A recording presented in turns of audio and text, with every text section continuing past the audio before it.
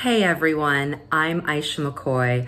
I am an attorney and the owner of the law office of Aishah McCoy. Now, a lot of folks know or are familiar with how a will works, but one of the questions that I often get from my clients is whether or not they need a trust. And it is essentially very important, yes, to have a will, but having a trust as the centerpiece of your estate plan can reap a lot of benefits as well. While there are a number of estate planning tools out there, only a trust can provide comprehensive management of your financial decisions.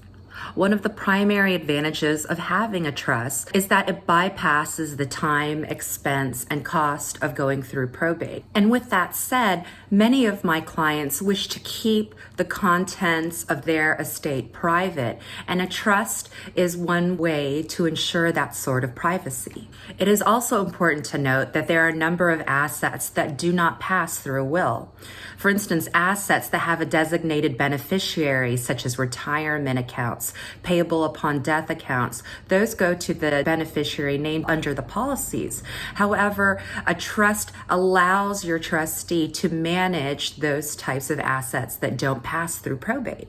Another advantage of having a trust is if you have property in different states. This helps you avoid ancillary probate proceedings, meaning it avoids the cost and the expense and the burden of having to probate that will in different states where the property is located.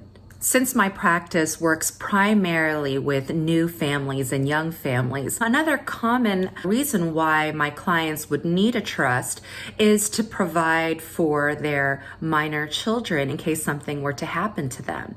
If you appoint a trustee under a trust, that trustee can make distributions from your estate for the care and the maintenance of your children to ensure that they receive proper funding for education and so forth.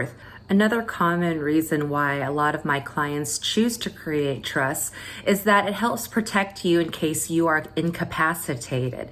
A will provides protections after you pass away. However, what is to happen if you happen to become incapacitated? Say you are in a vegetative state and in the hospital and unresponsive. A trust can allow you to appoint a trustee to act on your behalf if you are in this position. And that trustee can make financial decisions on your behalf as well in terms of managing your assets. So now I've highlighted some very key characteristics that makes a trust a very essential part of the estate plan. Please know that having a will is very important, but also know that a trust can provide more comprehensive protections for you and your estate. Number one, it allows you to bypass the probate court, which in turn makes it more difficult to challenge the terms of the trust.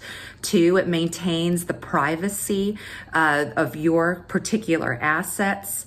It provides protections to your minor beneficiaries, and it also allows you to appoint someone to make decisions regarding your assets in a much more comprehensive way in case you are incapacitated and unable to make those decisions for yourself. And in some cases, it can lessen the costs of probate, especially if you have property in different states.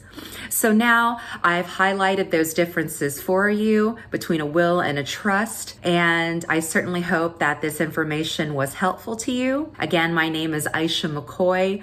I am an attorney and the owner of the law office of Aishah McCoy. Thank you, everyone.